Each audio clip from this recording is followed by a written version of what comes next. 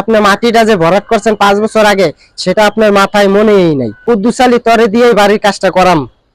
তো দেখেন এই যে যে আপনার চিন্তা ভাবনা এগুলা সম্পূর্ণটা ভুল।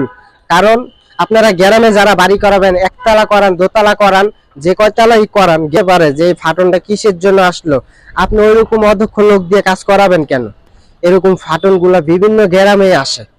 এই ফাটনগুলো আসার বিশেষ কিছু কারণ আছে। আপনারা পরিচিতের ভিত্তিতে গ্রামে অভিজ্ঞ লোক দিয়ে কাজ করান, ঠিক আছে, ভালো একটা ইঞ্জিনিয়ারের পরামর্শ নেন না, এইসব কারণে আপনাদের বাড়ির এই হালগুলা হয়। তো দেখেন আপনার এইসব ফাটনগুলা বিভিন্ন কারণে আসে।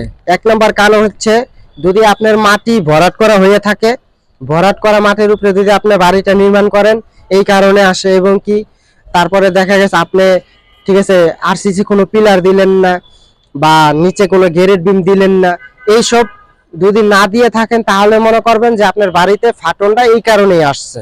দেখা গেছে আপনি একটা অভিজ্ঞ ইঞ্জিনিয়ার বা একটা অভিজ্ঞ কন্ট্রাক্টরের চেয়ে যদি বেশি বুঝতে যান তাহলে আপনাদের বাড়ির ক্ষতি হবে। কারণ আপনি গ্রামে পরিচিতির ভিত্তিতে একটা ভালো একটা মিস্ত্রির কাজ দিচ্ছেন, ঠিক আছে, কিন্তু আপনি মাটিটা যে ভরাট করছেন 5 বছর আগে সেটা আপনার মাথায় মনেই নাই। মাটি যে আপনি জেনে বাড়ি কাজ করাবেন, এই জায়গায় যে আপনি মাটি 5 বছর আগে ভরাট করছেন এটা আপনার মনেই নাই। কিন্তু আপনি বাড়ি করার জন্য গ্রামে, ঠিক আছে, পরিচিত যে লোক আছে, অভিজ্ঞ লোক, মিস্ত্রি, সেই লোক খুঁজতেছেন যে আমি কুদ্দুসালি তরে দিয়ে বাড়ির কাজটা করাম। তো দেখেন এই যে যে আপনার চিন্তা ভাবনা এগুলা সম্পূর্ণটা ভুল। কারণ আপনারা গ্রামে যারা বাড়ি করাবেন, একতলা করান, দোতলা করান, যে কয়তলাই করান, গ্রামে যারা বাড়ি করান আপনারা অবশ্যই ভালো, হ্যাঁ, গ্রামে আপনি মিস্ত্রি দিয়ে কাজ করান, অসুবিধা নেই, কিন্তু ভালো একটা ইঞ্জিনিয়ারের পরামর্শ নেন যে আপনার যে বাড়িটা করাবেন বাড়িটা আপনি কইরে আবার সাথে সাথে ভাঙ্গা লাইবেন না। কারণ সবাই বাড়ি করে 100 বছর 50 বছর গ্যারান্টি দিয়া তারপরে আপনার বাড়িটা নির্মাণ করে।